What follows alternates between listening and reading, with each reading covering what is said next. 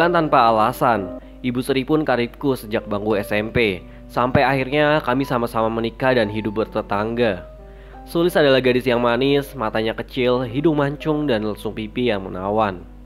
Dulu aku sangat berharap bahwa kelak Sulis akan menikah dengan anakku, Kidung. Namun, sejak Kidung merantau ke Jakarta untuk kuliah, sepertinya hubungan mereka berdua menjadi lenggang. Kidung jarang pulang kampung, sedangkan Sulis telah bekerja di sebuah koperasi rumah sakit daerah. Mereka sama-sama sibuk, mungkin tidak pernah sempat saling melempar kabar. Dan pada akhir tahun 2004, aku dan Ibu Sri sempat berunding kecil-kecilan. Kami berencana untuk mengkomunikasikan niat baik kami kepada Sulis dan Kidung. Aku ingin setelah Kidung wisuda, segera melamar Sulis untuknya.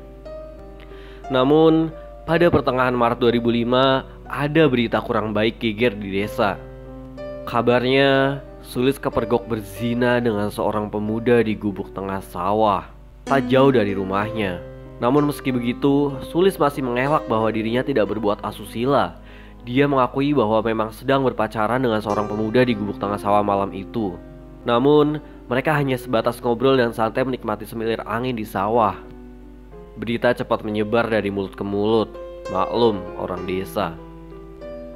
Aku sempat bertanya kepada Bu Sri, namun dia pun mengelak dan membela anaknya. Sejak beredarnya berita tersebut, Sulis seperti dikucilkan dari pergaulan desa. Orang-orang membicarakannya. Sulis menjadi jarang terlihat keluar rumah. Dia keluar hanya ketika berangkat dan pulang kerja saja. Ibu Sri pun memilih menarik diri dari lingkungan sekitar.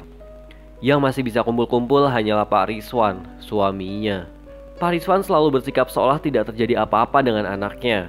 Sampai suatu ketika, saat Pak Rizwan ronda bersama ketiga warga lain, Pak Rizwan dibuat marah besar karena celutukan dari salah satu teman rondanya, Pak Edi namanya.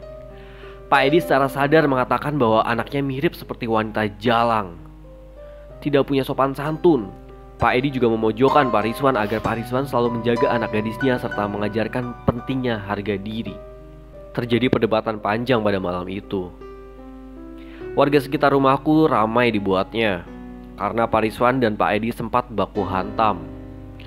"Hei, kamu itu ya, jangan berani menjelek-jelekan anakku. Anakku tidak melakukan hal seperti itu. Anakku cuma kena fitnah dari mulut-mulut laknat kayak kalian-kalian semua." Pak Rizwan mengamuk pada malam itu. Padahal banyak warga yang menonton perdebatan mereka. Setelah dipisahkan oleh warga, Pak Rizwan buru-buru pulang dan menanyakan secara terang-terangan kepada anaknya. "Sulis, bilang sama bapak ya, bahwa kamu tidak melakukan hal yang tersebar di warga ini," bentak Pak Rizwan di kamar Sulis. "Iya pak, Sulis nggak melakukan hal seperti itu, sumpah pak," jawab Sulis.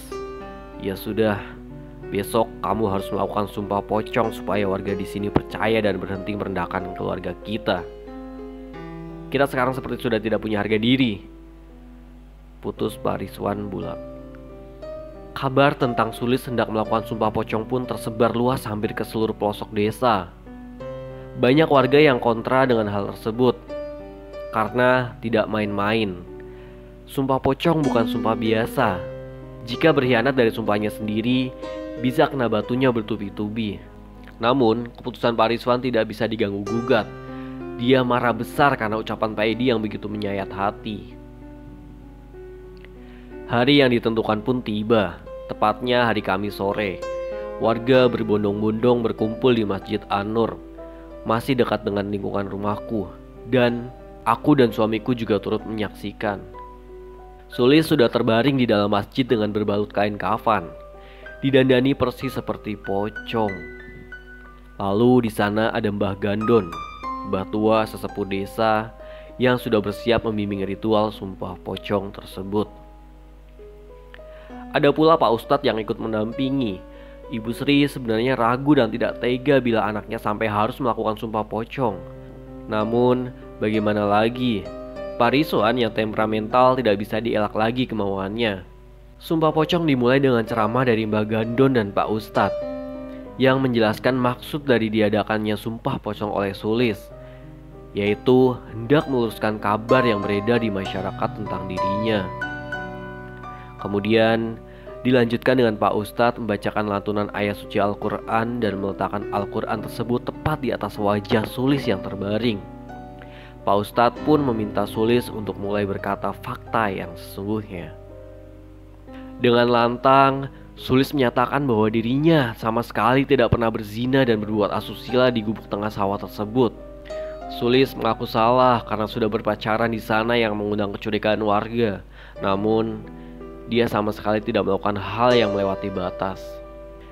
Sulis bersumpah jika ia berdusta dengan ucapannya, dia akan mati dalam keadaan mengenaskan dan arwahnya nanti akan gentayangan mengganggu keluarga dan orang-orang terdekatnya.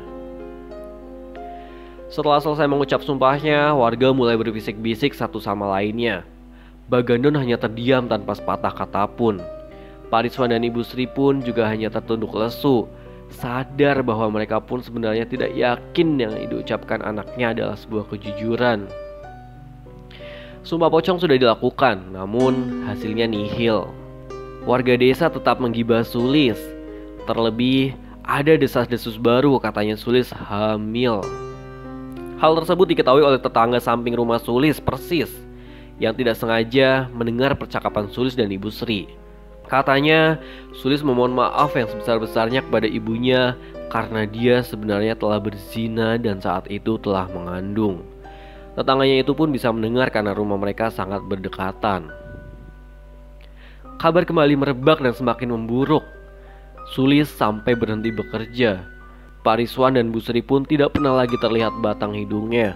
Rumahnya selalu sepi, padahal warga tahu mereka ada di dalam.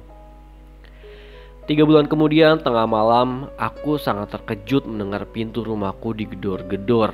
Aku dan suamiku bergegas ke depan.